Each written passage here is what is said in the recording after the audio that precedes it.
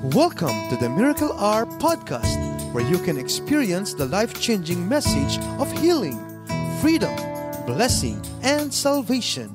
As God's end-time prophet and apostle shares to you the heart of the Lord, here's our host, Apostle Renato D. Carillo. So, samahan natin ang tatay in the book of John, chapter 14, verse 1 to 3. Siya po ay brief heaven heralding revelation na pinamagatan kong experiencing heaven. So, si Jesus po nagsasalita rito at ito po ang sabi niya. Listen attentively. John 14, 1 to 3. The Lord Jesus Christ said to you, to all of us, "Let not your heart be troubled. You believe in God, believe also in me." Verse 2, "In my Father's house are many mansions. If it were not so, I would have told you. I go to prepare a place for you. I go to prepare a place for you." In verse 3, "And if I go and prepare a place for you, I will come again and receive you to myself, that where I am, there you may be also." So, kung meron man pong panahon na kinakailangan tayo po ay maging heaven conscious, ay ngayon na. Ang isang simple pong dahilan ay ito, si Jesus po, ang Panginoong Jesucristo, ay bababa na anumang araw at anumang oras. Kaya kinakailangan yung atin pong natitirang maiksing panahon sa mundong ito, ay gugulin na po natin na manabik sa langit. Dahil tagalangit po tayo. Yun po yung ating eternal home. Hindi po itong mundong ito. At dahil tayo po'y tagalangit, magsimula na po tayong mag-practice ng husto as we prepare ourselves as we're about to leave this planet Earth.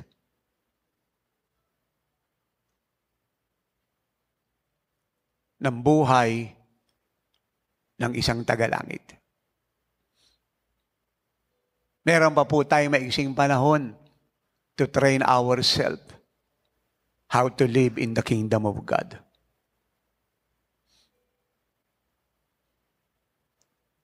Because mahabang panahon na po na hinold ng langit si Jesus. It is more than 2,000 years ago after He ascended to heaven. Pagkatapos niya pong mabuhay mula sa mga patay at pagkatapos ng 40 days na pagtuturo sa mga apostle, siya po'y umakyat sa langit.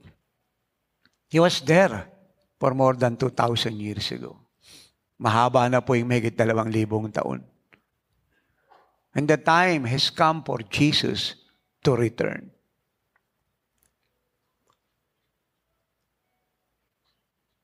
Kaya naman po yung nagaganap sa mundo ay mga tanda ng anumang araw at oras na kanyang pagbaba. Kaya kung marami po tayong nababalita ang hindi tumitigil ang COVID, nagpapatong lang po siya ng pangalan, wala tayong dapat ipagtaka. Sapagkat alam po ni Satanas at ng Antichrist, na siya pong author ng COVID-19, pati po yung lahat po ng globalist, na nakiisa po sa plat na yun at mga billionaire na may control po ng economy, ng media, at ng technology ng buong mundo. Na yung oras po ni Satan, ng Antichrist, ay maiksi na lang. Kaya minamadali po niya ang kanya pong demonic activities. Sapagkat alam po ni Satan, the Lord is about to return. In the book of Matthew chapter 6, verse 9 and 10, isa po sa prayer na tinuturo ni Jesus sa lahat ay ang katotohanan babanggitin ko. Sabi niya, ganito kayo manalangin. Our Father who art in heaven, holy is your name. Now watch this. Thy kingdom come, thy kingdom come, thy will be done, here on earth as it is in heaven. So ulitin natin ha. Jesus said, thy kingdom come, thy will be done, here on earth as it is in heaven. So ang ibig pong sabihin ng Panginoon, na yung pattern po ng pamumuhay natin dito bilang mga anak niya, bilang kanyang end-time bride, ay yung buhay sa langit. Ulitin natin ha. Sinasabi ng Panginoon na yung pattern po ng ating pamumuhay sa mundong ito ay yung buhay sa langit. Thy kingdom come, thy will be done, here on earth as it is in heaven. So ang pattern ng buhay natin dito sa lupa ay yung buhay sa langit. So ano po ba ang buhay sa langit? Sa langit po ay walang worry, walang fear, walang anxiety. Sa langit po ay walang sakit, walang karamdaman, walang kahirapan. Sa langit walang krisis. Even though, dahil tayo po'y nasa mundo, hindi na iiwasang dumadaan tayo ng pagsubok ng ating mga pananampalataya. But, listen carefully please, but, it doesn't mean to say na porke dadaan ka ng pananampalataya, ng pagsubok ng faith, dapat nagwo-worry ka na, nagpapanik ka na, nag-aalala ka na, at may karamdaman ka na, at dapat naghihirap ka kasi yun ang nangyari sa mundo, no? Kahit dumadaan tayo ng pagsubok ng ating mga pananampalataya, kinakailangan yung joy dala-dala natin. Yung peace naghahari sa atin. At wala tayong pinag-aalala sapagkat kasama natin ang Diyos.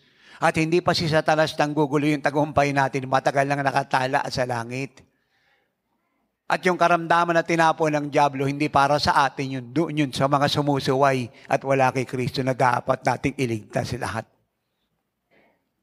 Ang mga taong nag-aalala sa nagagalap sa mundo ay mga taong wala sa Diyos.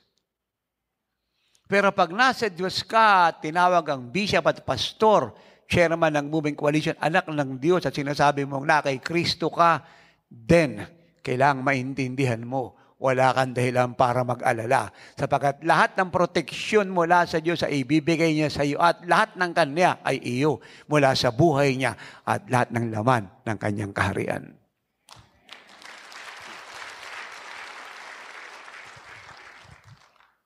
Yan po ang buhay sa langit. Thy will be done here on earth as it is in heaven. As it is in heaven. Ang pattern ng pamumuhay natin ay ang buhay sa langit. Ang mga tao sa langit, masaya, lagi nagpupuri, sumasamba, nabubuhay sa pag-ibig, nagmamahalan. Wala po sa langit merong taong may hinanakit, may sama ng loob, may inggit. Wala pong tao sa langit na worldly. Worldly people has no place in heaven. Iba po ang atmosphere ng langit.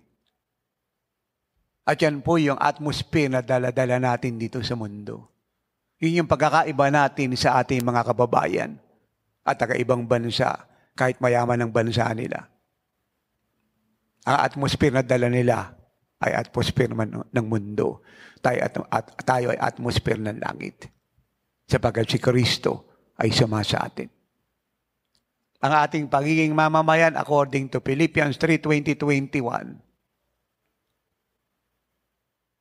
ay ang kalangitan. Our citizenship is in heaven. Kailangan maging malinaw po sa atin yan. Kaya sa pang-araw-araw nating pamumuhay dapat nananabik na po tayo sa langit. Nawawala na tayo ng gana sa mundong ito. Na ang tanging reason ba tayo nandito? Dahil marami pang dapat iligtas. Marami pang dapat abutin. Dapat pang maturuan ng church maging kagaya ni Jesus. So meaning to say, we are still here for one reason. What is that reason? To do and to finish the will of God. That is the only reason. Kaya kung tayo po'y nag-aaral, see to it, we bring Christ to our school. Online man po yan, o face-to-face learning. Tayo nagtatrabaho, we must see to it that we bring Christ sa lugar na ating pinapasukan, sa place of business, nag-abroad po tayo. So meaning to say, saan man tayo naka-base, dali natin si Kristo ron. Siya lang ang solusyon sa problema ng mundo. At ang mundo ay matagal na pong humahanap ng solusyon. Nag-aantay siya ng rescuer, ng Savior. Alam nating lahat, wala namang Savior maliban kay Jesus. Hindi na tayo dapat mababalisa ng magkano pera natin sa bangko, gaano karami bahay natin. Kagaya ng taga-mundo, laging binabalita sino yung pinakamayamang tao sa buong mundo, sino yung mayroong pinakamaraming lansya, may pinakamaraming eroplano, sino yung pinakamaganda yung katawan, sino yung pinakamacho, sino yung pinakamaraming fans, sino yung pinakamaraming property, sino yung pinakamagaling mag-basketball, manuntok, sumipa, manadyak, malakit ng kapwa, yung UFC fighting, sino yung pinakamagaling na golfer. It's about world. And the Bible said, ang buong mundong ito, according to 2 Peter chapter 3, verse 7 to 13, ay lulusawin ng Diyos sa pamamagitan ng matinding init o apoy. Lulusawin po niya. Wala siyang iwang kahit anumang isang building, isang puno, isang halaman sa mundong ito. Lulusawin po niya lahat sa pamamagitan ng matinding apoy. At ang kalangitan ay dadalhin po niya sa mundong ito. At yun po ang tinatawag na New Jerusalem, a new heaven. Amen. Ang earth ay wala na. Wala ng prime minister, wala ng hari, wala ng emperador. Jesus Christ will rule the world. Are you with me? At ang start po niyan ay ang millennial reign. Ang ibig sabihin, 1,000-year reign of Jesus Christ. Kapag tapos po ng 7-year Great Tribulation, sa po ibababa, kasama tayo, according to Revelation 19:11, the whole chapter of Revelation 19, para tigmain po ang lahat ng Antichrist nation. Wakasan po ang gawa po ni Satan, ng false prophet, ng Antichrist, ng beast. At si Satan po ilagay sa bottomless pit for 1,000 years. At pagkatapos po noon, muli siyang papalabasin, dadayain na naman niya ang mga tao na naiwan sa panahon ng Great Tribulation, na marami po ay nasa kanila pong katawang mortal, unlike tayo po ay glorified body. And they will make war against Christ and us. But the Lord will defeat them sa isang simpleng salita. Wala pong mahabang gera. Isang simpleng salita, the Lord will wipe out every people, every person who live in the face of the earth. Lalaban sa kanya. At si Satan po itatapon na sa hell forever. Kasama ng false prophet, ng beast, ng Antichrist na nauna na po ron. Then He will create a new heaven and a new earth, the new Jerusalem. Are you with me? Kaya lahat po na nagaganap na krisis ng mundo ngayon ay preparation sa mas malalang Great Tribulation period. Sabi nga ni Jesus, kung hindi papaiksiin po yung Great Tribulation na yan, walang maliligtas na Israelita. Even the elect will not be saved. Papaiksiin po niya because of the elect. At yun po yung mga Jew. Ang mga ngaral sa panahon ng Great Tribulation, sa pangunguna ng 2 witnesses to evangelize the world. Kasi wala na tayo rito. We're already up there. Kaya ngayon pa lang, yung ating puso't isip, isiguruhin nating malaya sa bagay ng mundong to. Hindi naman maawat ang wealth transfer. Believe me, ito pong taong ito, itong buwang ito, ng bagong taong ito, ay simula po ng economic crisis sa buong mundo. Mas matindi.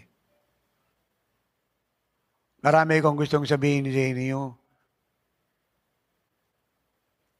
na hindi ko masabi ng sabay-sabay Dahil gusto kong i-capture yung mind nyo na nakakaintindi kayo. At bigyan kayo ng matibay na pundasyon para hindi kayo matinag kagaya na nangyari sa maraming kapatiran sa ibang fellowship. Marami pong world leader ay hindi matatapos ang term. Ang mga kilalang mga tao, hari, reyna sa buong mundo ay mangangamatay nang wala sa panahon. At lahat ng nakiisa na nagkalat ng COVID-19 sa buong mundo, lahat ng nakiisa sa Antichrist. Kasi gawa ng Antichrist ng COVID-19 na to. Pinalano niya yan. Sinadya niya yan. Kinalat sa buong mundo. Kaya hindi niya napansin natatapos yung bakunahan. Walang tigil. Kung sino po yung nagtitinda ng bakuna, siya po yung bilyonaryo. Naubos niya yung kayamanan ng buong mundo sa kakabayad sa bakuna. Kontrolado po nila lahat yan. Lahat ng mga ito ay nasa malaking hatol ng Diyos bilang ang araw nila. Papanagutin sila ng Diyos. At hindi kayo magtataka bago mangyari, sinabi ko na sa inyo. Araw-araw na balita ng dyaryo sa buong mundo, telebisyon. Mula ngayong buwang ito ng taong ito ay puro gulo sa bawat bansa. Civil war, rumors of war. Walang pinaka-safe na bansa ngayong barko, eroplano, barangay, bayan, maliban sa mga lalaki at babaeng na kay Kristo.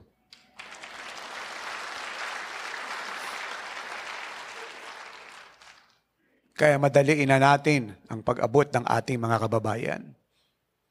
Bigyan niyo yung pamilya niyo ng pagkaunawang bababa si Jesus.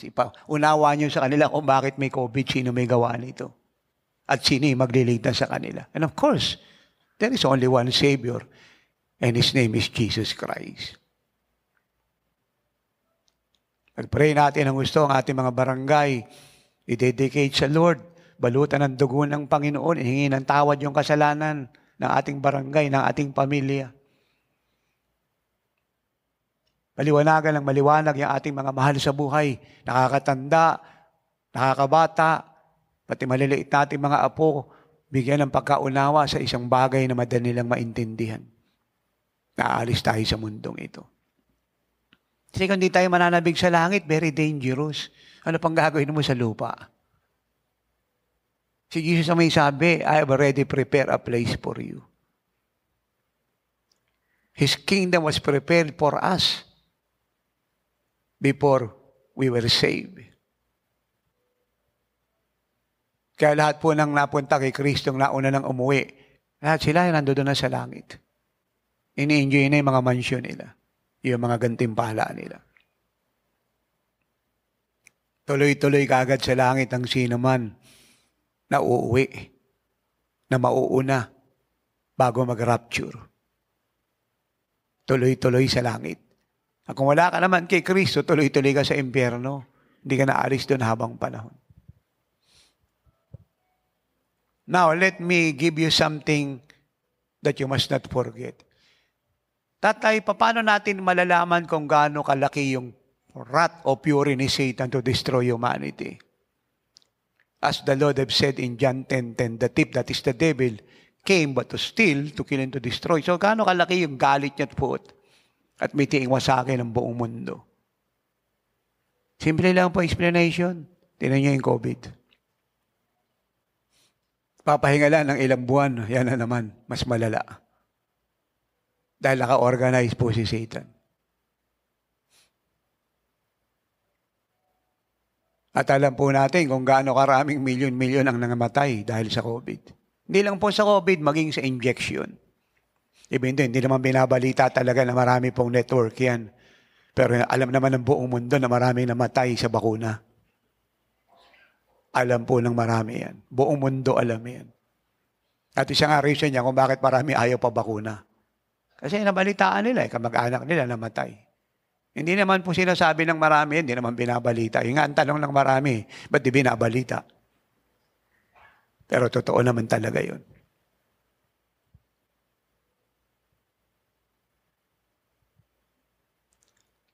Wala pang solusyon, si Jesus lang. At hindi tayo nandito para tumago, mag-alala, ang problema, kagaya ng mga pastor at mga leader hanggang ngayon, Sarado yung church, yung walang bakuna, hindi nila pinapa-attend sa pangunguna ng pastor. Kaya marami, nagalit, nagsialis. Kasi sila mismo yung naging partisan, naging respector ng tao. Sila mismo yung nag-violate ng rule ng Diyos that love chooses no person. Love welcomes everybody. Kaya kung meron man po mga churches na nag-i-exist ngayon sa bansang ito at buong Pilipinas, mabibilang mo sa daliri kung ilan po dyan ang totoo. Masakit naman pong tanggapin, pero totoo po yun. At yan yung lagi kong sinasabi na puno ko ng concern na dapat nakikinig po yung mga kapatid ninyo, mga anak ni tate at ni nanay sa bansang ito at buong mundo na huwag na tayo magbakasakali pa sa Facebook ng iba at kukopya dyan kung ani-kaninong mga prophecy, kung sino-sino prophet, so and so. Walang may tutulong sa atin yun. Ang higit na nakakaalam kung paano ka ililigtas ay yung tatay nyo, hindi yung iba.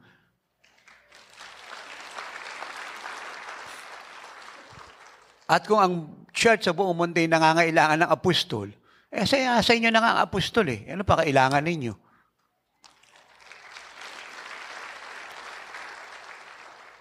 Amen.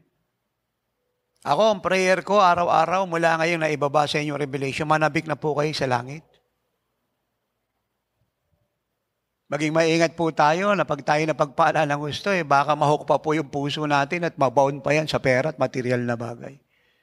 Hindi titigil ang wealth transfer. Magagana po yan para ipinance ang gospel. But let me advise you and warn you, see to it na yung puso nyo ay walang appetite yan. Just use it for God's glory. Huwag nyo nang guloy pa yung isip nyo kung gaano karaming pera iiwan nyo property. Gamitin natin lahat yan para parangalan ng Diyos. Tagalangi tayo. Hindi tayo tagamundo. Turista lang tayo rito. At bakit tayo nandito may mission tayong dapat gampanan? Kaya see to it, siya sa atin yun ang gusto ang puso nyo, decide to be so close to Jesus na hindi kayo bound ng anumang material na bagay. Malaking pera o pangangailangan na malaya kayo. For Jesus said, His will be done here on earth as it is in heaven. Ano binigay niya sa ating provision? Enjoy it, use it. But don't allow na naman po na biyayang yan na i-bound tayo. See to it na totally malaya ka sa bagay na yan. Kasi iiwan mo yan. Yung pa kahit nga itong suot mo, suot ko, suot nyo, pag nag-rapture ngayon, hindi mo ito madadala. Pati sapatos, pati relo. Babaguhin yung katawan natin. Wala kang madadalang kasuotan kahit isa. Pati pitaka mo. Kung ano man yung laman ng bag mo, lalo kayo mga kababaihan, you beautify yourself so well. Kung ang laman ng mga bag nyo ay roller, coaster, bulldozer, backhoe, ano pa laman ng mga bag nyo?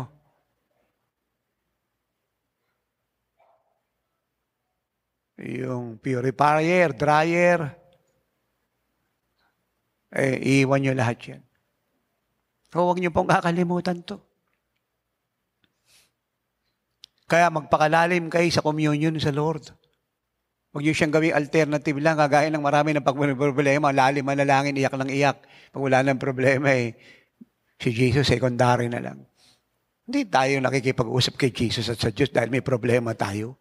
Nakikipag-usap tayo sa kanya at pupunta sa presensya niya kasi mahal natin siya at mahal niya tayo. Gusto natin bigyan laya yung pag-ibig natin sa bawat isa. Tsaka nakakalungkot naman yan. Can you imagine? Hanggang ngayon, si Bishop, yung pastor, tagal-tagal mo lang sa Panginoon, General Superintendent, Executive Director, so-called ng malaking ministry ng isang denomination. Hanggang ngayon may problema ka pa rin. Bayi mo, hindi ka ata lumalago nito. Hello. Alam nyo, ang totoong Kristyanismo, Kagaya ng early church. Wala kayo makikitang pinag-uusapang problema riyan. Pero ang tindi ng dinaanan nila, persecution sa mga emperor, kulungan, palo na dati bakal rape, pag nanakaw ng property nila, excommunication. Pero hindi nyo nabasa na sila yung problema riyan. Ang ginawa nila, walang tigil na nagliligtas ng kaluluwa.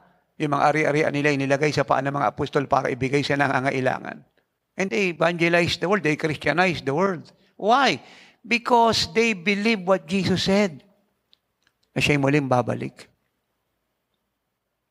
Yung statement ni Jesus na nagsabing siya'y muling babalik, pinaniwalaan nila yun. Kaya wala ng kabuluhan sa kanilang lahat ng bagay.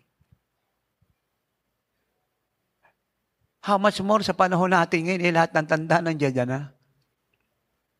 Kagulo ng mundo. Wala ka makitang bansang payapa ngayon. Wala. Lahat nagpapanik. Hindi nyo napansin kung paano tamakbo mundo, parehas lang. Mula sa United Nations, patungo ng WHO, patungo ng bawat bansa. So ano yung proseso? Pare-parehas lang. No vaccine, no ride. No vaccine, no school. No vaccine, no employment. No vaccine, no travel. Pare-parehas lang. Isang system lang naman nagpatakbo noon. Sino? Yung Antichrist. Nakita niyo yung standard ng doses, parehas lang. O, first dose, second dose, booster shot. Pare-parehas lang.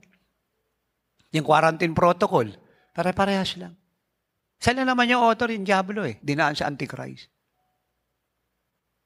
Maging matalino tayo. Yung mga bakuna, pare-parehas lang. Iba-iba lang pangalan. May Sinovac, may Sinopharm, may AstraZeneca, may Johnson & Johnson, may Pfizer. Amen. Pero bakuna pa rin yun. Vaccination program, pare-parehas. Ngayon, hindi ka makabiyahe pag wala kang bakuna, sa bahay ka lang. Wala kang sariling sasakyan, hindi ka makalabas. Ngayon na lang ba nangyari sa Pilipinas yan? Tagal na nangyari sa buong mundo yan. Pinasa lang rito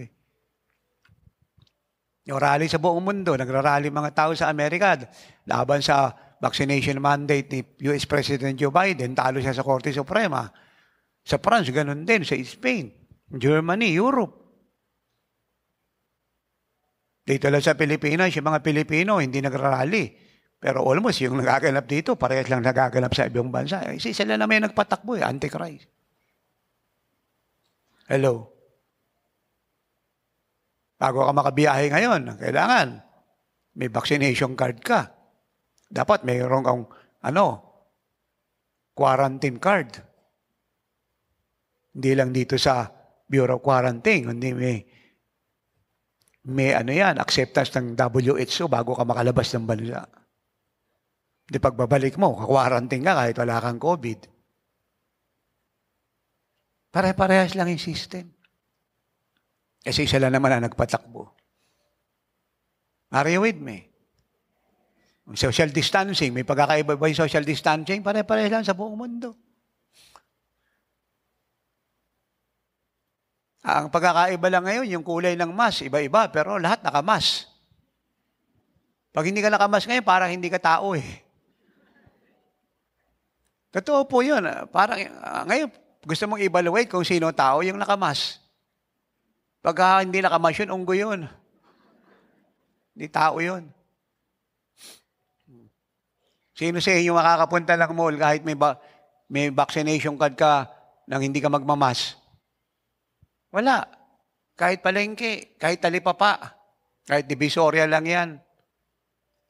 Sino sa inyo yung papasok diyan kahit divisoria lang yan, kahit balit na turo-turong hindi ka kukunan ng temperature? Lahat, kinukunan. Isa lang system. Pag 37 yung temperature mo, pataas, tabi ka muna riyan sa sulok, hinga ka muna ng 70 ulit. Pag bumaba na yung temperature mo, saka papapasukin. Hanggang hindi bumababa yan, diyan ka muna hanggang magsara yung mall. Nakikiti tayo, pero totoo yan. Saan ka nakakita ngayon ng mall, maliit o malaki, restaurant, supermarket na walang alkohol? Libre alkohol. Kaya yung iba, para makatipid, nagpupuntang mall. Si libre alcohol doon. Yung iba, nagdala na ng empty bottle para may reserba. See, maliwanag po, isa lang ang system na tumakbo. Isa lang. Huwag yung sabihin sa atin na hindi aksidente yan. O huwag yung sabihin sa akin, aksidente yan, na hindi pinalano yan. Isa lang yung system.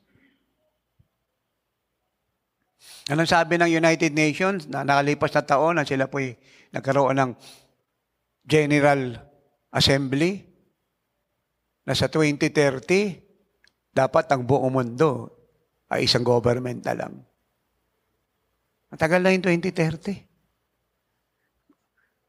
Kung yun ang halimbawang susundin natin, 8 taon na lang yung naghihintay sa iyo rito. 8 taon. Sa tingin niyo, 8 taon, mahaba pa yan? Ano pang buhay ang i-enjoy mo niyan? Kaya ako tatanungin, gusto ko bumalik na si Jesus bukas kaysa mag-antay pa tayo rito ng 8 taon. Eh sa 8 taon na yan, bago dumating one world government, magra-rapture eh. So in case lang, for argument's sake, ubusin natin yung 8 taon bago mag-rapture, 8 taon lang, kaigsi na yan. Ano pang buhay rito yung ibubuhay mo? Kaya nga ako yung nagpapasalamat ako doon sa may mga boyfriend. Pinagbe-break na yung mga boyfriend nila eh. Salamat. Ba't wala sumasagot sa inyo? Wala. Sabi ko yung mga may boyfriend, pinagbe-break na yung mga boyfriend. Salamat sa mga ito. Matatalino. Kasi hirap ngayon may boyfriend ka pa. Baka mag-away pa kayo niya kasi siya nagpa-injection, ikaw ayaw mo. Yun na ding may mga girlfriend. Eh, pinagbe-break na rin yung mga girlfriend. At saka yung may mga edad na, senior na, pumayapa na ako. Nagsipagpayapa na lahat. Hindi, totoo po yun. At yung may mga anak na, eh, hindi na nagsipag-anak. May anak ka na eh. Hello? May isa ka lang anak, 2, 3, okay na yan. Pero gusto mo pa ng 9, 14, naku, mag-isip ka. Hindi pa ako nagpapatawa. Binubukusan ko isip niyo. Ano yung 8 taon? Maliwanag na bababaan. Halimbawa lang, naubos siya 8 taon, tapos bumalik siya. Ano pa yung 8 taon? Ako?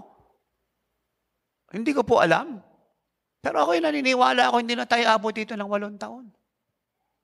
Hindi ko alam kung kailan bababaan, Lord, kung 2 taon mula ngayon, o 3 buwan mula ngayon, I don't know. What I do know, bababa siya anumang araw, anumang oras. Kaya nga, noong December 28, tinalaw niya ako, sabi niya, anak, it's time to make an inventory. And tell my children na inventory na rin yung buhay nila.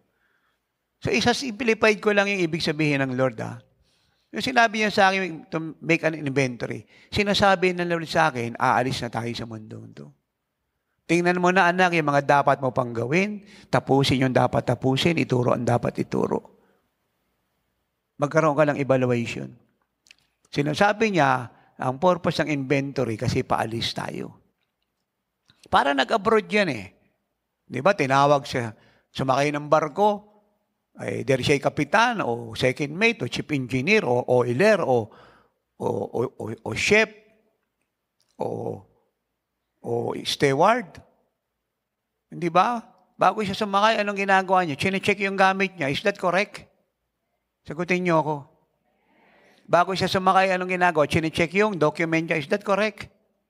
Mula sa passport hanggang doon sa medical, yung ticket, yung flight. Why? Kasi alis siya eh. Yan ang ibig sabihin ni Jesus. Checkin na natin yung sarili natin, yung puso natin, yung takbo ng buhay natin, ng pamilya natin, ng faith natin. Checkin natin lahat. At kung meron dapat iayos natin.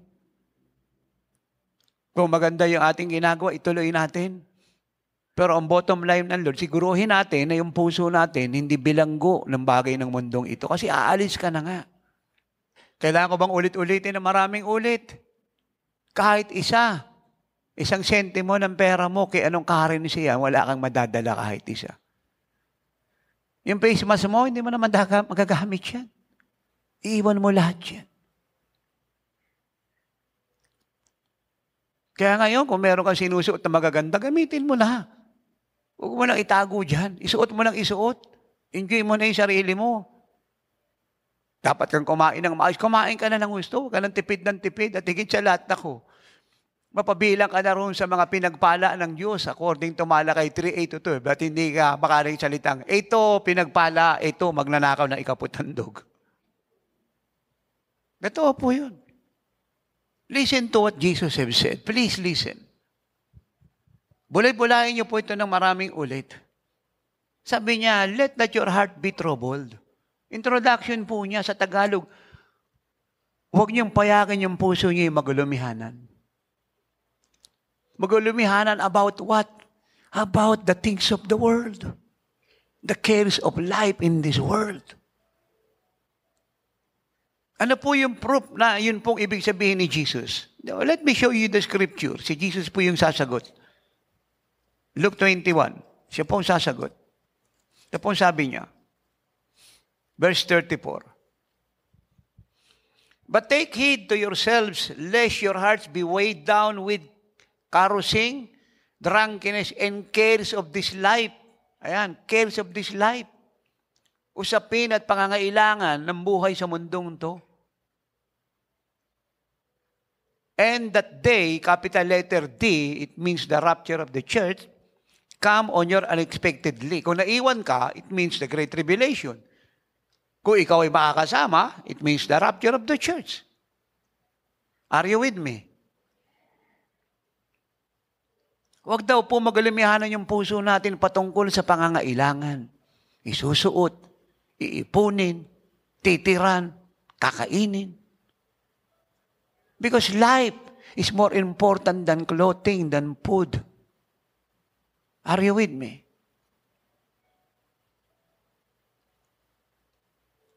Verse 35, for it will come as a snare on all those who dwell on the face of the whole earth. Ito po yung great tribulation. 36, watch therefore and pray always that you may be counted worthy to escape.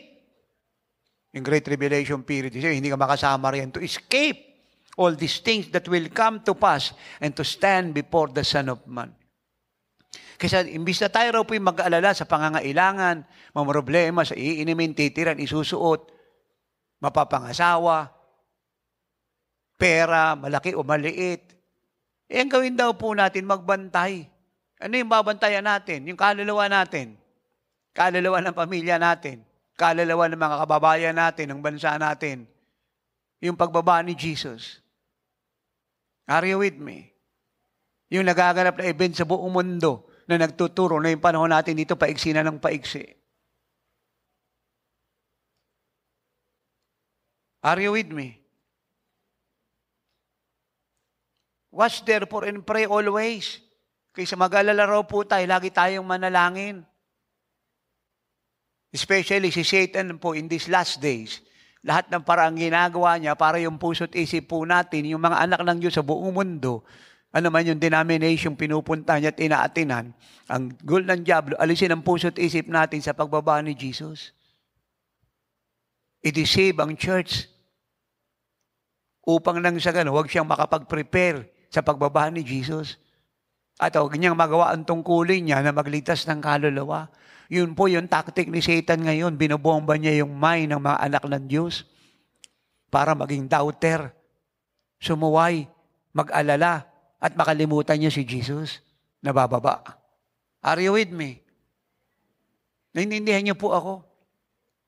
Ano pong atak ng diablo? I-contain yung church. Huwag palabasin. Huwag pagalain. I-lockdown. Para hindi maipangaral ang gospel. Pero ang sabi ng Bible, I hear heaven. This nation is not a vaccine nation. This nation is Christ nation. Abalang-abala po yung maraming churches ngayon sa pamumulitika. Hindi pa sila nakakapag-pray. Yung mga Facebook nila, tad-tad na lampos ng mga gusto nilang ibotong Pangulo, ikalawang Pangulo, Senador, Congressman. At nakalimutan nilang bababa si Jesus. Kaya ako, advise ko sa inyong lahat, mga anak Jesus Shield, be committed more than ever to God. Now, let us move on. Let not your heart be troubled. You believe in God, believe also in me. Imbis na mag-alala raw po tayo sa pangangailangan sa mundong ito, manampalataya na lang tayo sa Diyos at kay Jesus. Na meron siyang hinanda sa atin sa langit. Mas maganda sa bahay natin dito. Because in my Father's house are many mansions, plural. Kung kayo po yung nagpunta ng Europe, ng UK, makikita po ninyo yung mga parliament po ron, mga palasyo. Yun po yung ayos ng mga parliament sa Europe. Hindi po mga bahay yun, mga parliament, mga government offices and building. Mga palasyo yung ayos niya. Pero ang sabi ng Biblia, kahit ganyan po kaganda ang mga lugar na yan, hindi gaganda yan sa mansyon natin sa langit. Kaysa mag-alala raw po tayo, maniwala na lang tayo sa Diyos at kay Jesus, sa kanila mga pangako, na hinanda na ng Diyos ang tirahan natin, ang kaharian niya, inilaan niya para sa atin. Kaya wala tayong dapat alalahanin sa bagay sa mundong ito, kahit umalis tayo na wala tayong dala. Sapagkat sa pupuntahan natin, hinanda niya lahat ng kailangan natin, kaya hindi niya tayo pinagdala. In my Father's house are many mansions. If it were not so, I would have told you, I go to prepare a place for you. Heaven is a prepared place for a prepared people. Ang langit po ay isang lugar na nakahanda sa mga taong nakahandang tumira sa langit. Maging mga tagalangit na po tayo sa pamumuhay natin. At bahagi po na ating pagiging mga tagalangit ay yung hindi ka naghihinanakit. Dapat spiritual ka na. Hindi ka na nagtatampo, sumasama ang loob. Tsaka hindi ka na nagsasalita ng salitang alang kabuluhan. Dalhin mo na lang sa panalangin lahat yan at maniwala ka may gagawin ng Diyos. At magpatuloy ka na bubuhay sa pananampalataya sa Espiritu na may malinis na puso. I go to prepare a place for you. Verse 3. And if I go and prepare a place for you, I will come again. Question. Jesus said, I will come again. Kailan po yun? Kailan? Nakaredy na po yung langit, patagal na. Sabi niya, dahil nakaredy na, tumuli akong babalik. Kailan po yun? Anytime. Anytime. Ngayon, bukas, sa isang linggo, sa isang buwan. Kaya yung mga nagtuturo po dyan sa Facebook at kung ano yung pinaprophecy na mayroon pang mga tandang inaantay, lying po lahat yun. Itatapon sila sa impyerno ng turo na yun. Wala siyang sinabi kung kailan siya babalik. Ang sabi niya, I will come again. May 2,000 taon na po siyang na-contain ng heaven. And He will return. Jesus is coming any moment. Kaya masabik na tayo sa langit. Kaya nga niya tayo dinadalaw para masabik tayo sa langit eh. Manabik tayo sa Kanya. Alam mo ba ninyo, pag dinadalaw tayo ni Jesus, nilalayo niya po tayo sa sarili natin sa mundo. Dinuduro niya tayo palapit ng palapit sa Kanya hanggang maging kagaya niya tayo. Iyon ang isa sa purpose ng bisitasyon niya. Kasi kung hindi niya gagawin yun, lalayo tayo sa Kanya eh. Kasi maraming aluwang mundo. Ngayon, yung identity ng isang tao ngayon, wala nang lihim. Lahat alam na ng mundo. Malala kayo mga giant computer na yan, yung identity ng lahat ng tao sa buong mundo. Kahit yung bata ipinapanganak pa eh. Sa tiyan pa lang eh, yung identity nun kuha na. Hindi pa marunong mag-fingerprints yun. Sa masyadong high-tech na technology ngayon. Nakita nyo yung nabalita, yung tao sa US, kauna-unahan yung puso niya, pinalitan ng puso ng baboy. Successful naman daw. So hindi ibig sabihin successful yun, yung tao magpapapalit ka ng puso ng baboy. Totoo po yun. So ako hindi ako nagtataka.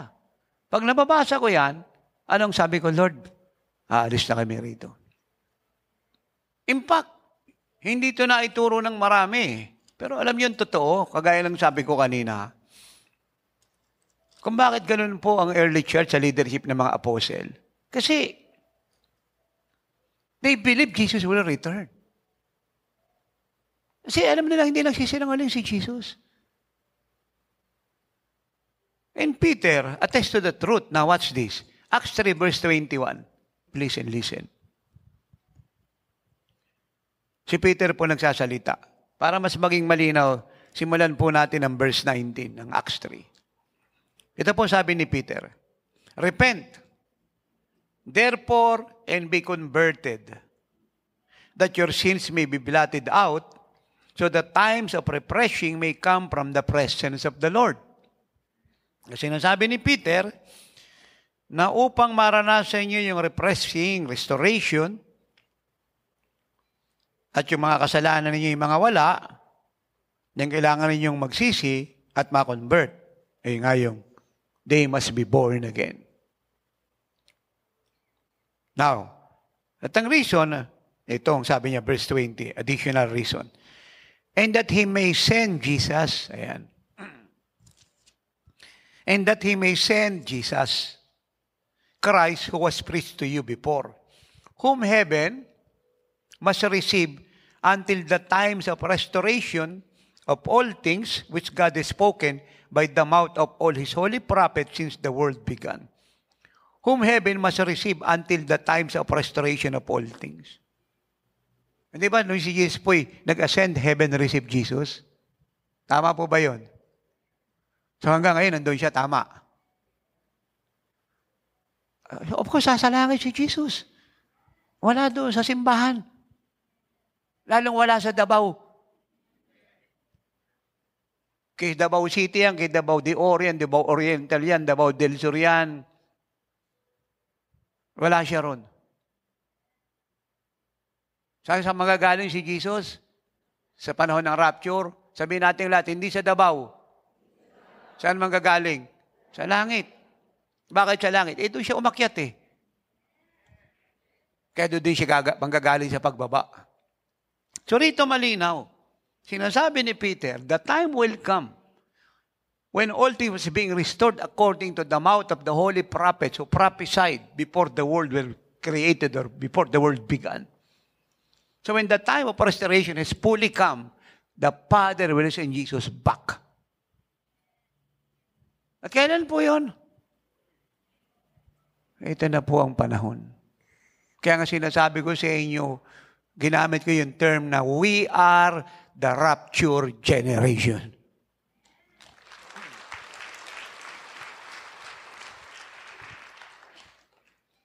So sa panahon po ng rapture, halimbawa magaganap siya mamaya o either bukas.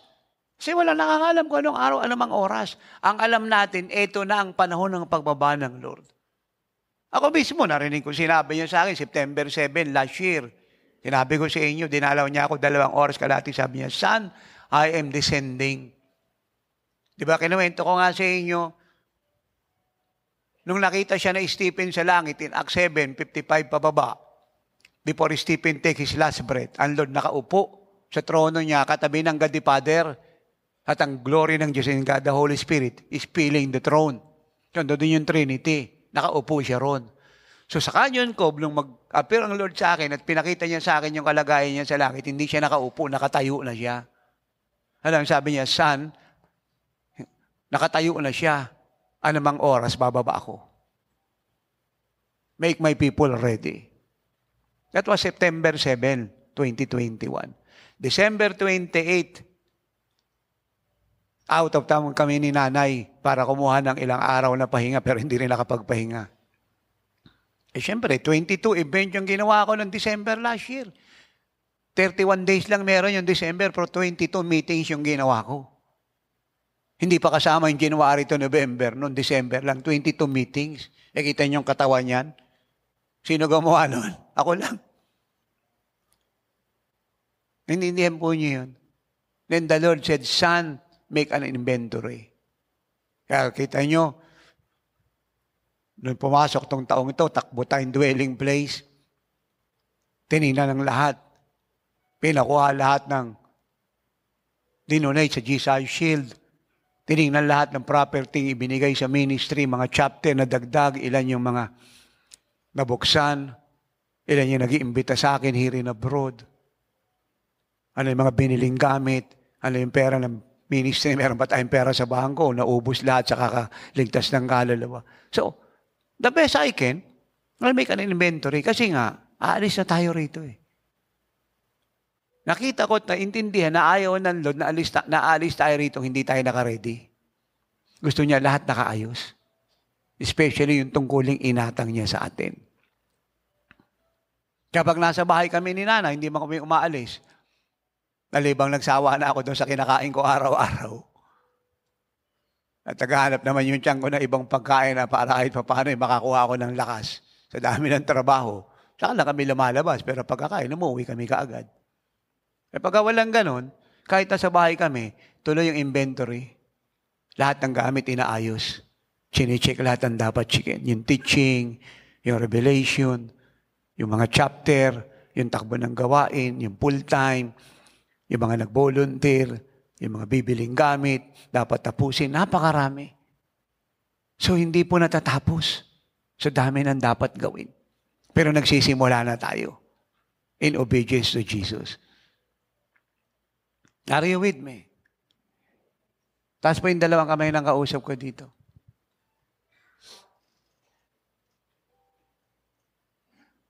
Kaya, pag bumaba si Jesus ngayon, kasi nga nakatayo na siya eh. Yan yung nakita kong vision eh. So, again, look to me please. Yung kinukwento ko kanina in Acts 7:55 pababa, nakaupo siya at the right hand of the Father. And the glory of God filled the throne, that is God the Holy Spirit. Nakaupo ang Lord. So September 7, nang makita ko ang Lord sa vision, pinakita ng Holy Spirit sa akin yung kalagayan ng Lord sa langit. Nakatayo na si Jesus. Hindi na siya nakaupo sa trono niya. Nakatayo na. So ang tanong, ba't nakatayo? Kasi bababa na siya eh. Naintindihan niyo po yun. So anong mangyari pag bumaba siya ngayon? Bukas sa 1 linggo. Huwag niyo pong kakalimutan niya. Any moment nga eh. Ito po yung mangyayari. Sabi ng 1 Thessalonians 4:13-18, yun daw pong mga namatay kay Jesus o mga nangatulog lang, mga nauna na umuwi na sa langit. Yung lahat daw po ng pinaglibingan sa kanila. Sa Laloma may nilibing dyan. Meron doon sa kagaya ng biyanan ko, kasi bayani yun ang North Korean War. Doon siya nilibing sa libingan ng mga bayani. So kung saan naman nakalibing yung kamag-anak natin na una nang umuwi sa Panginoon, pati mga anak natin, mga pastor na nauna na nagsiuwi ng mga nakalipas na mga taon, nagsiuwi na sila, kinuha na ng Lord. Kaya naman sila nakalibing, yung mga libingan na yan, bubukas lahat yan. At yung kanila mga katawan, kung nabulok na po yan, nagkaroon na po ng decomposition yung katawan, yung buto, bulok na lahat yan. Kasi galing sa alabok eh. Kaya bumalik sa alabok. Naunawaan niyo po yon. So yung espiritu galing sa Diyos, kaya bumalik sa Diyos. Kasama yung kaluluwa. So, pag bumaba ang Lord, itong lahat ng mga nauna nang namatay o natulog kay Jesus, nauna nang umuwi, yung kanila mga katawan na bulok na yan, babangon yan. At mapapalitan niya ng glorified body. So, yung glorified body, yun yung katawan ni Jesus, yung nabuhay siya. Yun yung magiging katawan nila. At pagka nagkagano na, tayo ngayong buhay pa, babaguhin din yung katawan. At sila na bumangon, na nagkaroon ng bagong katawan, glorified body, at tayong lahat na buhay pa, na nagkaroon din ng bagong katawan, sabay-sabay tayong lahat aakyat, sasalubungin si Jesus. At pag-akyat natin ang sabay-sabay, sasalubungin tayo ng Panginoon, kukunin niya na tayo, at pagkuha niya sa atin, yun, habang panong kasama na natin siya sa kanyang kaharian. At yun yung sinasabi ng John 14:1-3. Makikita mo na yung mansion mo ron. Makikita ko na si Nanay Cora ron. Walang tumatanda sa langit, walang puti ang buhok, walang itim. Hindi mo na kailangan pang magkulay. At walang problema ron sa bansot at matangkad, matabat, mapayat. Walang problema. Tanong, makikilala ba natin kamag-anak natin sa langit? Of course. Makikilala natin sila. Isang pamilya pa rin tayo ron. Ang pagkakaiba lang, wala nang asawa. Meron bang bungang kahoy sa langit? Meron. Kumakain din tayo ron ng bungang kahoy, hindi kagaya ng bungang kahoy rito. May dagat sa langit? Meron, hindi kagaya ng dagat dito. May puno sa langit? Meron, hindi kagaya ng puno rito. May isda sa langit? Meron, hindi kagaya ng isda rito. Sobrang linis ng langit. Sobrang ganda. Meron ba tayo mga kasuotan sa langit? Meron. Mga white dress. It speaks of righteousness, purity, and holiness. A robe of righteousness. Are you with me? Meron ba tayong lamesa sa langit? Meron. Malalaki. Mga angel yung nagsiserve. Mga ginto. Mga plato. May magnanakaw ba sa langit? Wala. Kaya magnanakaw ng tent in-offer, magbigay ka na para pumasok ka sa langit.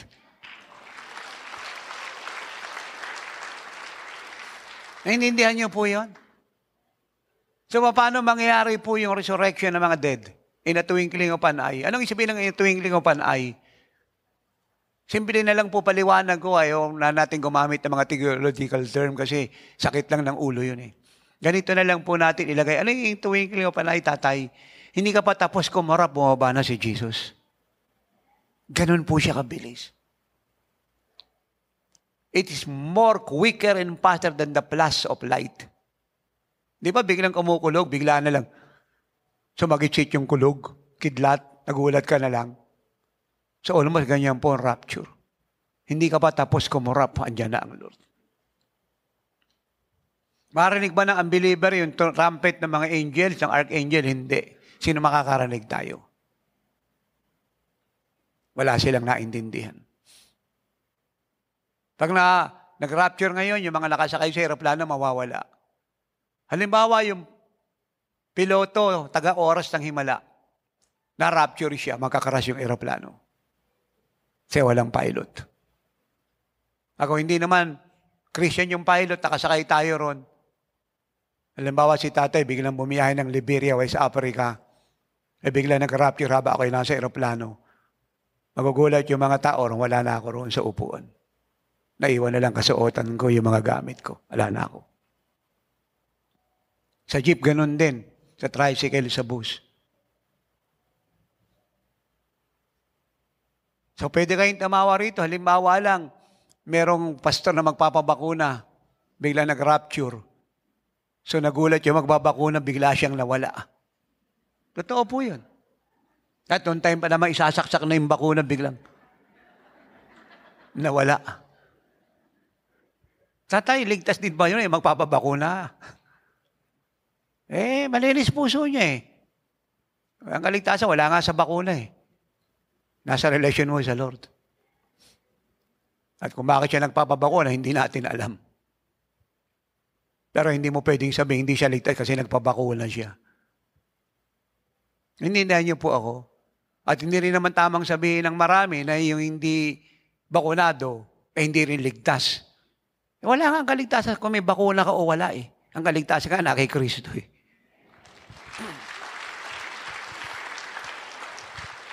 Kaya naiintindihan niyo yun? Nawaan niyo yun? Automatic yung katawan po natin. Transform. Hello. Paano yung mga batang naipanganak? Mararapture po yun. Kaya pag yung isang bata umabot na sa age of accountability, halimbawa, 4 na taon na siya, patanggapin mo na sa Lord yan. 5 taon. Pero kami mga bata na namatay, 3 years old pa baba, ligtas lahat yun. Dahil di pa siya dumating sa age of accountability. Doon pumasok yung grace ng Diyos. Pero kung isang bata, 5 taon na pataas, may isip na yan, dapat patanggapin mo sa Lord yan. Unawaan niyo po ako? Hello? Maliwanag po ba ako nagtuturo rito? Ang atakbo sa sakyan, biglang mawawala ang driver, banggaan. sa kalsada. Sigurado po yun. Pipila sa bangko, may magwi-withdraw, biglang may mawawala. So, walang kabuluhan lahat ng bagay. Lagi namin sinasabi ni nanay. Kaya dapat sinasa puso niyo yan. Iniisip niyong maigi yan. Mas mabigat nga ang description ng 1 Corinthians 15, 50 to 53. Mas mabigat eh. Punta po tayo rito.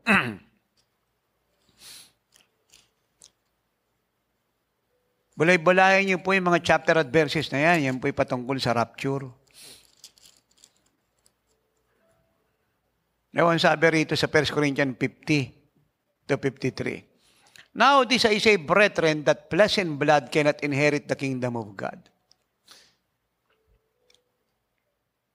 Nor does corruption inherit incorruption. 51. Behold, I tell you a mystery. We shall not all sleep. Ito po yung mga umuwi na kay Kristo. Ang tawag ng Bible, natutulog lang. Pag sinabi kasing patay, nasa hell. Pag sinabi sleeping, na kay Jesus. Sino po yung natulog? Yung katawan. Yung katawan. Kasi yung kaluluwa, hindi natutulog yan.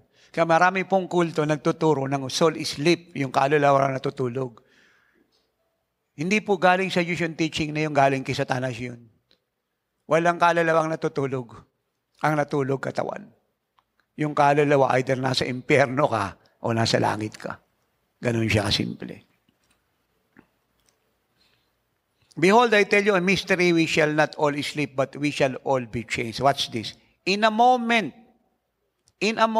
sa isang saglit, in the twinkling of an eye, sa isang kisap mata at the last trumpet, for the trumpet will sound, and the dead will be raised incorruptible, and we shall be changed. May pinapaliwanag ko kanina. Yung katawang nabubulok, papalitan ng katawang hindi nabubulok. In a moment, in a twinkling of an eye, di pa tapos kumurap yung mata mo. Yan na ang Lord. Balik ka agad ng katawan. Naintindihan po niyo yan. Naunawaan niyo yan. Tatay, paano yun? Halimbawa, na-rapture siyang bulag. Bulag siya, pero na-rapture. Sa langit, bulag siya, hindi. Buo na yung mata niya. Na-rapture siya rito, putol yung kamay. Pag siya na-rapture, buo na yan. Kaya lahat ng sakit ng katawan ng tao na dinaramdam niya pag nag-rapture, wala na siyang effect. Kasi yung katawan niya, glorified na.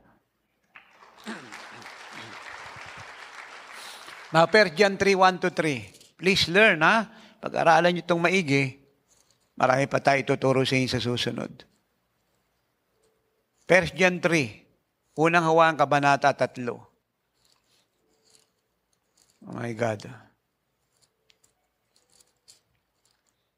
Nakita niyo na po siya.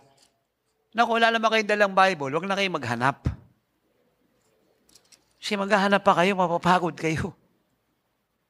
Basahan ko na lang kayong lahat. 1 John 3, verse 3. And everyone, simulan po natin ang verse 1. 1 John chapter 3, verse 1, 2, and 3. Look, listen please. Behold, what manner of love the Father has bestowed on us, that we should be called children of God. Therefore, the world does not know us, because it did not know Him. Sino yung Him? Si Jesus. Sino yung us? Tayo. Verse 2. Beloved, now we are children of God. And it has not yet been revealed what we shall be. But we know that when He is revealed, we shall be like Him, for we shall see Him as He is. So ngayon, hindi alam ng mga taga-mundo kung sino tayo. Kasi hindi nila kilala si Jesus. Pero tayo, alam nating anak tayo ng Diyos. Kaya lang, sa pangkasalukuyan, hindi pa alam ng marami kung ano yung magiging katawan niya at kalagayan niya bilang anak ng Diyos. At ito'y mariresolve pag nag-rapture ngayon sa isang linggo, sa isang buwan, at ang pagre-resolve ay simple lang. Ang sabi ng verse 3, in everyone, verse 2, but we know that when He is revealed, Jesus po yun, We shall be like Him. Sabihin natin lahat, we shall be like Jesus. For we shall see Him as He is. So makikita natin siya sa kalagayan niya bilang Panginoon at Diyos sa kanyang glorified body, makikita natin siya.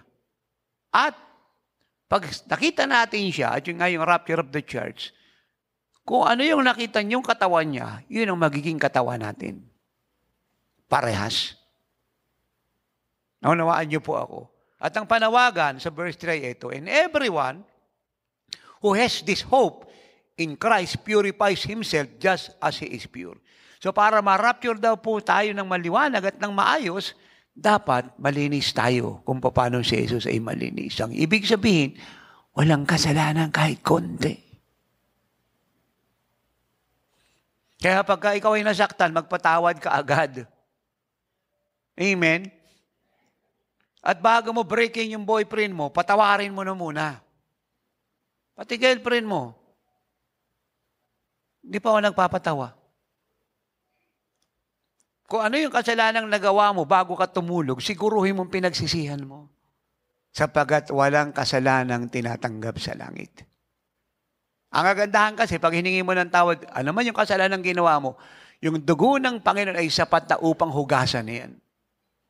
Kaya wag kang tutulog sa isang gabi na kung alam mo nagkasala ka, nagtampo ka, naghinanakit ka, sumama ang loob mo, nanood ka ng basurang balita, nagsalita ka ng pangit, nanirang puri ka o nabalitaan ka ng mali, tinanggap mo na hindi naman totoo, na biktima ka ng maling report, hingi mo ng tawad.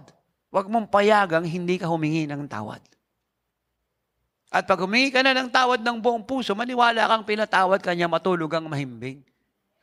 At kung hiningi mo ng tawad, maging maingat ka ng susunod na araw na yan, na huwag mo na siyang ulitin pa.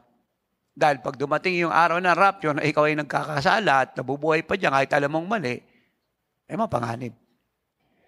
Now, Ephesians 5, verse 26 and 27. That He might sanctify and cleanse her with the washing of water by the word. 27. That He might present her to Himself a glorious church. So yung pong relasyon ng husband at saka ng wife ay nakakonek sa relasyon ni Christ at ng church. Yun po ang ibig sabihin talaga ng pagtuturo rito ni Apostle Paul. At dahil sa love ng husband sa wife, yung wife masasanctify. At dahil naman sa love ni Jesus sa church, yung church masasanctify. At yun ang gusto niya sapagkat ang ibig niya na i-rapture ay church na glorious. That is verse 27, that He might present her to Himself a glorious church. So ano po yung katangian ng glorious church? Watch this. Not having a spot or wrinkle or any such thing, but that she should be holy and without blemish. Siya ay holy, malinis, nagniningning, na walang dungis kahit konti. Kaya isang purpose ng pagbubuhos ng glory ng Diyos, itong greatest Holy Spirit invasion na ito, ay para i-consecrate tayo unto perfection. Pagliwanagin tayo sa kalinisan ni Kristo. Are you with me? Dahil yun yung papakasalan niya. Hindi si Jesus magpapakasal sa sino man na nasa kasalanan at marami ang buhay. Kasi yan yung lagi kong concern sa maraming fellowship. Kasi alam nyo, napakaraming kapatiran sa evangelical, worldly, pati mga pastor nila at namumuno. Full gospel, ganun din. Charismatic, ganun din. Kaya kahit yung iba nyo mga kapatid, kahit alam ng mapanganib yan, hindi ako nagsasawa magpaalala sa iba na sumusubog pa rin ng worldliness. Dapat sa lahat ng pananamit natin, maayos tayo. Huwag tayong tumulad sa mundo. Nakita ko nga nung isang kagabi, yung isang program, tiningnan ko. Magandang magturo yung pastor, patawan ng patawan. Pero okay na yun kasi kaysa naman palungkotin niya pa yung nakikinig. Nakakalungkot. Yung mga nasa harap nung umikot yung camera, nasa harap po sila.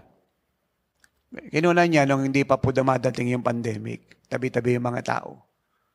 So, nakauna ng camera, yung nakaupo sa harap. Kapatiran lalaki, butas yung ganito. Nakamaong. So, may pantalon. So, hindi ko po alam kung modern na po yung church nila ngayon. Worldliness po yun. Sa harapan nakaupo yun, hindi pinagagalitan ng pastor. Pag bumaba si Jesus ng araw na yun, may iwanan na yun. Question. Ibig mo sabihin, tatay, naiwan yun dahil sa pantalon? Hindi. Naiwan siya dahil yung puso niya worldly na pinakita niya roon sa pagpapantalon niya.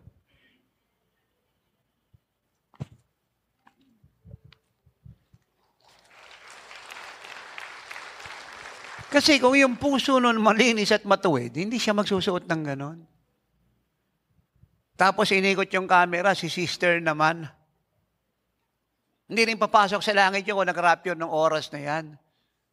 Si sister naman, kulang lang tela si sister.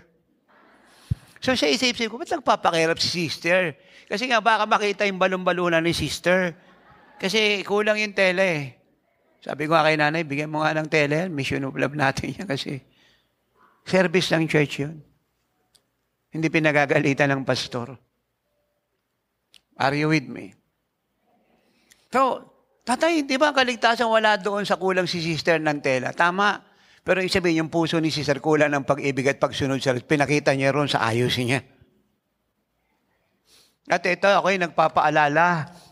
Dito na ako titigil kasi marami pa namang panahon eh. Para hindi niyo ito makalimutan. Ako'y nagpapaalala ako sa inyo, mga kapatid na bishop at pastor sa ibang fellowship. Yung grace teaching, naniniwala ako dyan. Ephesians 2:8 and 9. Ang sabi ron, for we are saved by grace through faith in Christ. This is not of ourselves, it is the gift of God. Not our works, so that no one can boast. So ang kaligtasan po, grace, sa pamamagitan ng pananampalataya kay Jesus. So meaning to say, ganito po siya.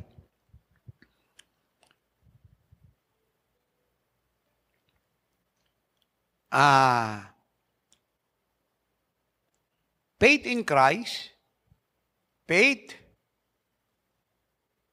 in Christ, plus nothing means salvation or equal salvation. Litin natin ha. Faith in Christ plus nothing equal salvation. Yun ang Ephesians 2:8-9. So ang tawag doon, grace, amazing grace ng Diyos. Pananampalataya kay Kristo plus nothing, wala ka lang idinagdag pa. It means salvation. Ang ginawa mo lang, naniwala ka si Kristo ang Savior, binigay mo buhay mo sa Kanya, kasama ng pagsisisi ng kasalanan, dinaligtas ka. So siya yung nagbayad ng kaligtasan mo. Yun po yung grace. Yun yung illustration ko. At ang purpose nun, pagkatapos nun, ay yung verse 10. Faith in Christ plus nothing equal salvation. And then, pagkatapos ng salvation, good works. Nakuha niyo ako? So yung reliyon, good works to be saved. So ang Bible, hindi ganon. Christ's works is our salvation. As we believe in Christ, that is the grace of God. At pagkatapos ng salvation means what? Good works. Tapos po yung dalawang kamay ng kausap ko rito. So yun. Malinaw yun ha? Yung iba sa akin ganun yung tingin. Ulitin natin. Yung sa religion, good works means what? Salvation. Ang Bible, hindi ganun. Anong Bible? Faith in Christ plus nothing means what? Salvation. And after being saved, after salvation is what? Good works. Tama na yon. Malinaw na yan. Yan. So ang tawag po doon, grace. So naniniwala tayo sa grace. Pakinggan niyo ako mga bishop at pastor. Binabalalanan ko kayong lahat. Ay kung ayaw ng mga kakawan, kayong mga kawan, kung ayaw ng pastor niyo magbago ng turo, lumipat kayo sa oras ng Himalak. Bilisan niyo kaagad para pumasok kayo sa langit. Walang problema sa grace teaching. Ang problema, yung nagturo ng grace sa Singapore, sa Europe at Amerika na mali ang tinuro about grace. At ito po yung maling teaching nila about grace na niyakap ninyo. At dahil sa maling turo ninyo, marami kayong congregation itinapon sa impyerno na hanggang ngayon po'y sinusunog. Na pinasa niyong papasok sa langit pero tumuloy sa impyerno dahil napaniwala ninyo sa maling turo about grace. Ano po yung maling turo about grace na sinasabi ng marami from Singapore, Europe, and America na kinopya niyong lahat dito kayo mga grace teacher? Ano po yun? Ito siya. Alam niyo ang sinasabi ko, pero hindi niyo binabago yung turo niyo. Binabalalanan ko po kayong lahat. Mananagot kayo sa Diyos. Marami na kayong tinapon sa impyerno. Pinaniwala niyong papasok sila sa langit, pero hindi sila tumuloy sa langit. Sa impyerno sila tumuloy lahat. Ano po yung teaching ng grace na yan na mali? Sinasabi po nila na kinopya ninyong lahat at pinaniwala niyo yung kongregasyon, yung lahat ng kasalanan po ninyong lahat, past, present, and future, ay cover na. Kaya hindi na kailangan pa magsisi ng kasalanan kung may nagkasala ngayon kasi cover na yan ang ginawa ni Jesus. Wala sa Bible yan. Ang lahat ng kasalanan ay dapat pagsisihan upang mahugasan ka ng dugo ng Panginoon.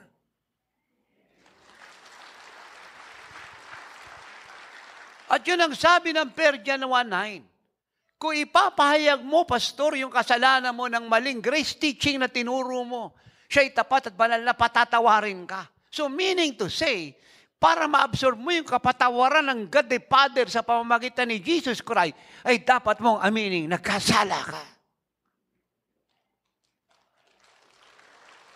At bahagi ng pag-aamin mo nagkasala ka ay yung paghingi ng tawad. Ano pong tinuro ninyo? Ito tinuro nyo. Sabihin na lang ng kongregasyon, Father God, I'm sorry.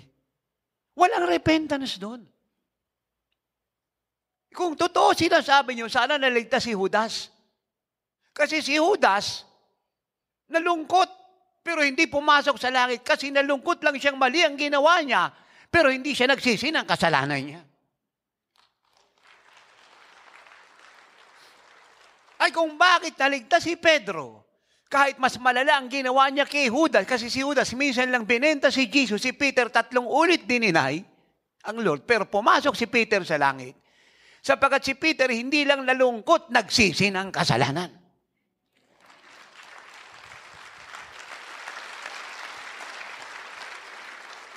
Kaya kayo mga kongregasyon, kung napaniwala kayo ng mga grace teacher galing Singapore, Amerika, at Europe, at kinopya ito ng mga pastor ninyo, at yan ang turo, mali lahat yan. Lumabas ka na, ilitas mo ka, punta sa oras ng himala para pumasok ka sa langit. Ikalawang maling turo. Ano po yung tinuro niyang mali? Na kahit hindi ka sumunod, ibibless ka ng Diyos. Kalokohan po yan. Hindi ko nabasa sa Biblia ang sinabi ng Panginoon, kayo mga hindi nagbibigay ng mga ikaputandog, bless kayo, no? Ang sabi niya, kayo mga magnanakaw.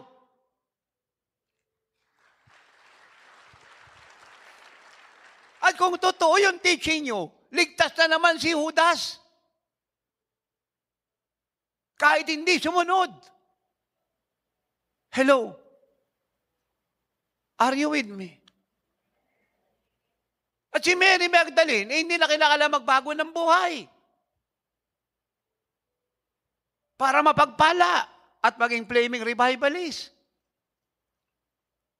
At hindi na kailangan siya kayong ibalik pa yung ninako niya kasama ng tubo na tinatawag na the law of retribution, na 4 na ulit niyang ibabalik kasama ng tubo yung mga salaping ninakaw niya sa pamamagitan ng pagsingil ng mataas na taxation. At sana inawat siya ni Jesus. Are you with me? Kaya ito po mga demonic teaching na ito, mula Singapore, mula Amerika, mula Europe, ay itapo natin lahat pabalik sa impyerno. Yung aral ni Tatay Apostol ang tanggapin ninyo. Ito lang po ang simpleng pagpasok sa langit. Walang kasalanang pagsisisihan mo ng buong puso ang hindi patatawarin ng Diyos. Huwag sabihin sa akin ng mga grace teacher na ito yung nangalunyat na kiapit, malulungkot lang siya. Sasabihin niya lang, I'm sorry, Father God. No. Iwanan mo yung hindi mo asawa. Huwag mong halikan si sister, huwag mong akbayan, huwag mong yakapin, kahit nagmamahala kayo kasi hindi kayo kasal. Huwag mong sabihin sa akin na ito'y lalaki at pumatol sa lalaki, ito'y babae, pumatol sa babae, at sila'y nagmahalan, sila'y tumanggap sa Lord. Magsasabi lang, I'm sorry, Father God, tuloy pa rin yung kanilang kahalayan. No! Akong kausap dito. Alam mo ba ibig sabihin ng repentance? Hindi po ibig sabihin ng repentance, I'm sorry. Ang ibig sabihin ng salitang repentance, nagbago ka ng isip, nagbago ka ng puso, nagbago ka ng maling gawa, tumalikod ka sa kasalanan, humarap ka kay Kristo. Kaya ito pong maling turong ito ay nagtapon na maraming Kristiyano na mahal ang Diyos sa impyerno. Itong grace teaching na ito. Hindi sila sumusunod. Dahil tinuruan sila ng Singaporean, ng Amerikano, at ng European, at kinopyan ng mga pastor. Na kahit pag sumunod, ay mahal sila ng Diyos. Oo, si Judas mahal ng Diyos, pero pinanagot niya sa kasalanan. Si Sapphira mahal ng Diyos, pero hinatulan niya. Dahil sumuway. Si Demas, nasa apostolic ministry, iniwanan si Paul, minahal ang worldliness. Mahal ng Diyos, pero hinatulan ng Diyos. Are you with me? Si Adan, si Eva, mahal ng Diyos. Ginawa sa inyo't wangit sa Diyos, pero nung sumuway, kinasa out sa paradise. Hello? Kaya yung marami nilang member, hindi sumusunod. Kasi tinuruan ng pastor, ng Singaporean, ng European, ng maling turo, na kahit hindi ka sumunod, mahal ka niya at ibibless ka ng Diyos. Lying. Are you with me? Hindi ko nabasa sa Biblia. Sinabi ng Bible yung taong hindi tapat ay mananagana. Ang sabi rin, a faithful man will abound in blessing. Anong pong katangian ng faithful? Obedient. Obedient to God. Kaya kayo pong lahat na nakatanggap ng maling turo na yan, idinaos nyo po lahat yan, takbo na kay Tatay Apostol, papasok kayo sa langit dito. Amen. And I close. Are you still there? Alam niyo, napakarami pong member nila ang pumunta ng impyerno dahil sa maling turong to. Hindi na sila humingi ng tawad sa kasalanan. Dahil yun yung tinuro sa kanila. Na yung kasalanan ginawa nila, past, present, future, ay cover na ng naganap sa cross. Totoo po yun. Pero hindi ibig sabihin, cover na siya ng naganap sa cross, ay hindi mo aaminin nagkasala ka. At hindi ka magsisisi ng kasalanan mo. Anong sabi ng Proverbs 28:13? Yung nagtatakip ng kasalanan na hindi sumasagana. Pero yung nagpapahayag nito at tumatalikod dito ay nakakasumpong ng awa ng Diyos. Alam po, yung substance ng repentance, dalawang bagay. Yung nagpapahayag dito at tumatalikod dito. You confess it and you forsake it. Ibig sabihin ng teaching na yan, nagsinungaling ka. Tapos hindi mo hingi ng tawad na nagsinungaling ka. Sabi mo lang, Lord, I'm sorry, I lie. And then you lie again. Wala po sa Bible yan. Yan teaching po yan ay galing sa impyerno. Napakaraming member po nila ang tinapo nila sa impyerno. Na hindi nagsisi ng kasalanan. Hindi sumusunod. Tinuruan nilang sumuway sa maling doctrine na yan. At pinaniwalaan nila kahit hindi sumusunod, papasok sa langit at ibibless ng Diyos. Kaya pag tininan yung teaching nila, yung mga post nila sa Facebook, puro grace lahat yan. Ang tawag pa nga nila dyan, full grace. Hindi ka ba kinikilabutan? Paano mo na-enjoy yung full grace ng Diyos ang hindi mo naintindihan yung full cancel ng Diyos? Akong kausap dito. And when we talk about the whole counsel of God, we are talking about the will of God. Bali, wala ang grace kung yung will ng Diyos hindi mo sinusunod.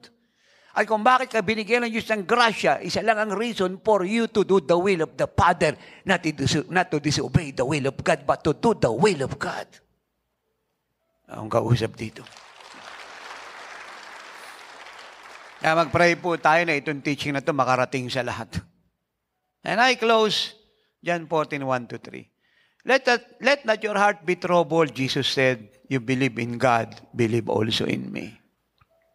In my Father's house are many mansions. If it were not so, I would have told you, I go to prepare a place for you. And if I go and prepare the place for you, I will come again. Kailan po yun? Any moment. I will come again and receive you to myself, that where I am, there you may be also. Ano po ang purpose ng pagbabalik ni Jesus? Sa tinatawag nating the rapture of the church. Harpazo sa Grego, rapturi sa Latin, translated English, great excitement, great joy, great ecstasy, to be caught up, to be translated. Ano pong purpose? Para i-pick up tayo. Para pick upin tayong lahat. Para kunin. Para isama sa tahanan niya. Di po ba, laging karangalan si Jesus pa isusundo sa atin, hindi anghel, si Jesus mismo. Bakit siya po mismo isusundo? Ganyan niya tayo kamahal. Ganyan siya nasasabik sa atin na pakakasalan niya. Thanks for listening to Miracle Hour Podcast. If you are blessed with our program and want to know more about the Lord, like us on our Facebook page at www.facebook.com/JIOSWM and subscribe to Jesus is Our Shield Worldwide Ministries YouTube channel. Our time is running out. Jesus is coming any moment. Apostle Renato D. Carrillo is mandated by God to bring the church to its full potential and to live like Jesus. Have a part in this end-time move of God. Pray, fast, and give to the work of the Lord. To God be all the glory.